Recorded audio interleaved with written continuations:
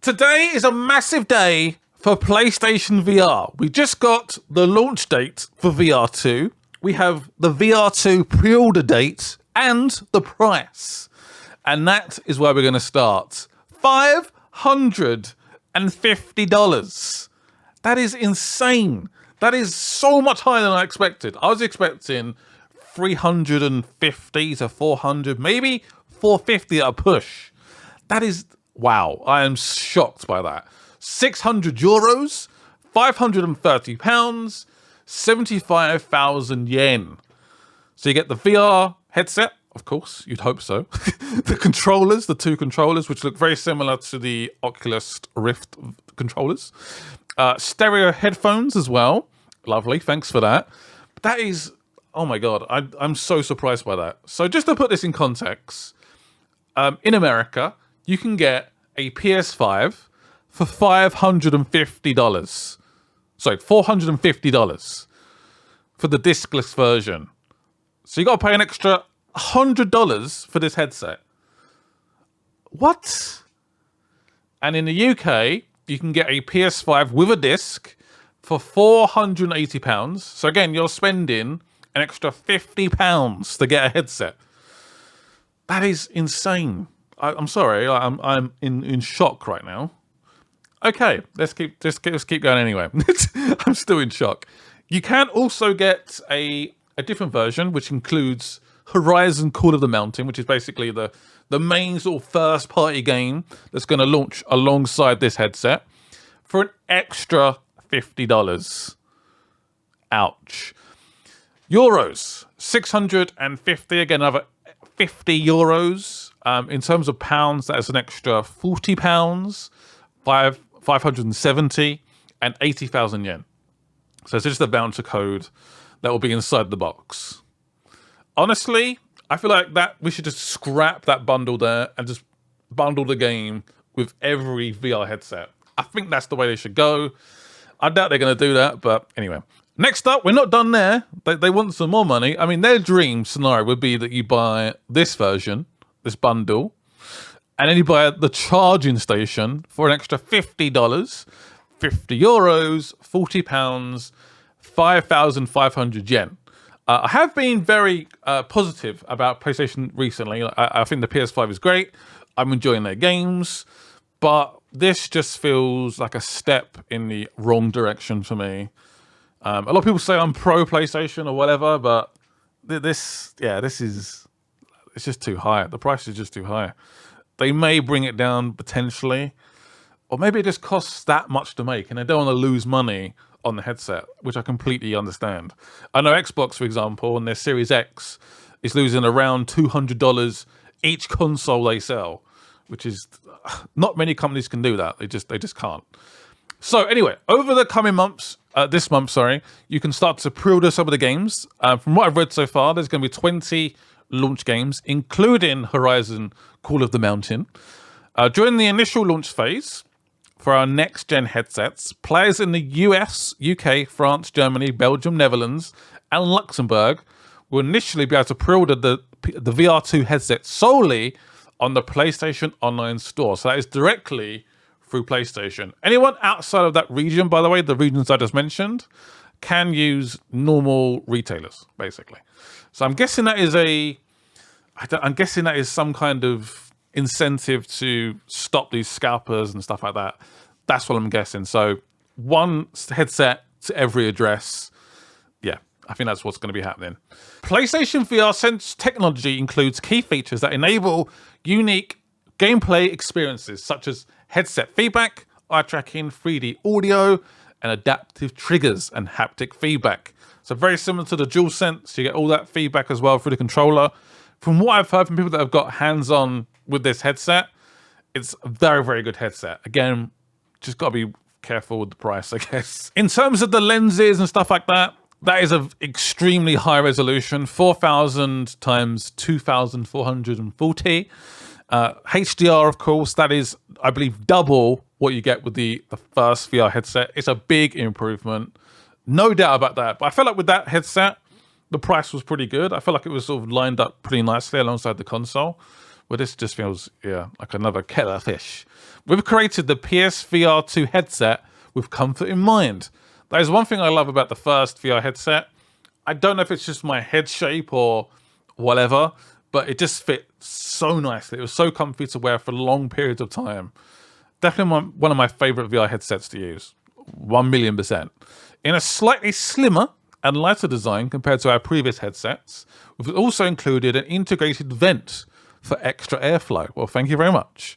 And lens adjustment dials for more customized feel. So the lenses can be adjusted. So if you have like a big nose like myself or a big head, it's quite nice to be able to edit them. So that's nice. It's exciting to see game developers are taking advantage of the PSVR2's headset features to design the next generation of VR games. We're expecting more than 20, so there's more than 20. So that's pretty nice. So February is going to be chock-a-block of VR. So there's already so many games coming out in February, and now we have a headset. I'm going to be so busy. It's madness. I'm going to be so busy.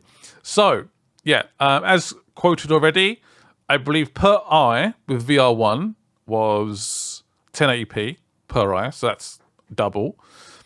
The refresh rate is pretty similar to the first VR. The field of view has been extended by 10 degrees compared to the last VR headset. So it's definitely, you're going to notice an improvement. If you played VR1, if you liked VR1, it's definitely going to be a step in the right direction. So here is 11 games coming to PlayStation VR2 next year. So the main ones for me are definitely Horizon Call of the Mountain. That's the main sort of first-party game coming on launch. And Resident Evil Village on VR2 is going to be incredible. This is a Dark Pictures sort of spin-off called Switchback. Sort of on-rails, House of the Dead vibe. A little bit spooky, a little bit scary. Pretty cool.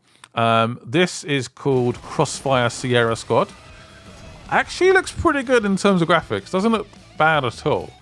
Considering that's not a 4K image. Not bad. Not bad at all. There's always been that emphasis on having a sort of first-person, really good VR game. This is solo, this is co-op, 4-player team as well. The Light Brigade, what's this? Okay, I like the art style. Not a bad art style at all. Interesting game, okay. Yeah, just having a quick sort of whiz through these, really. I think we've all heard about the main ones. There's one down here where I'm like, yeah, this is the one actually. Cities VR. Is this necessary in any way? I don't understand why people would want this. I don't know. I love the game, by the way. City Skylines is such a good game. I've got videos on my channel. It's out on console, it's out on PC.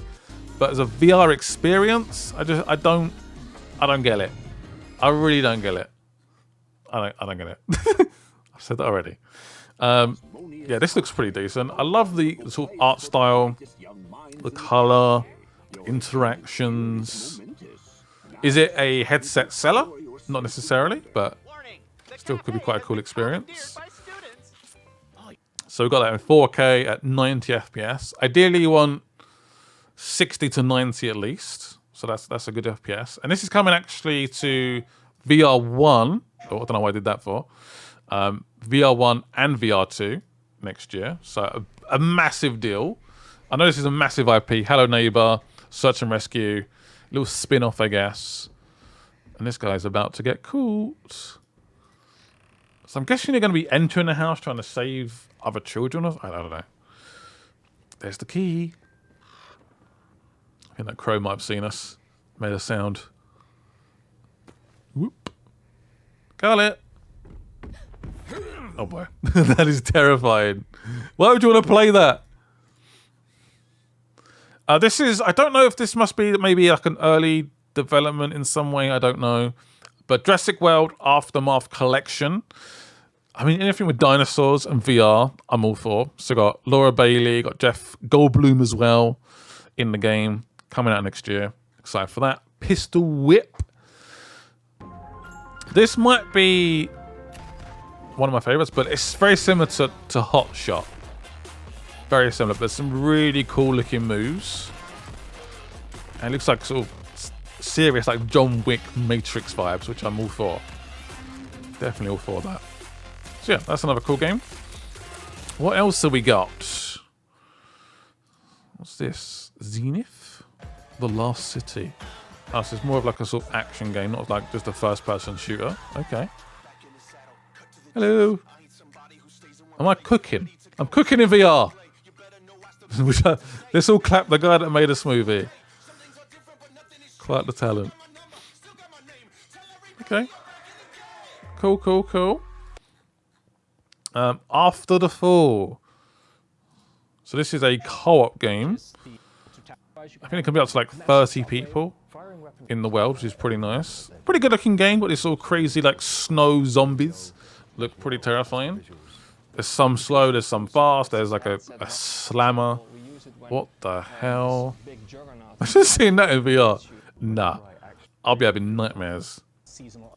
One thing that they can really harness is the sort of movie-going experience as well. If they can somehow bring that to PlayStation VR2.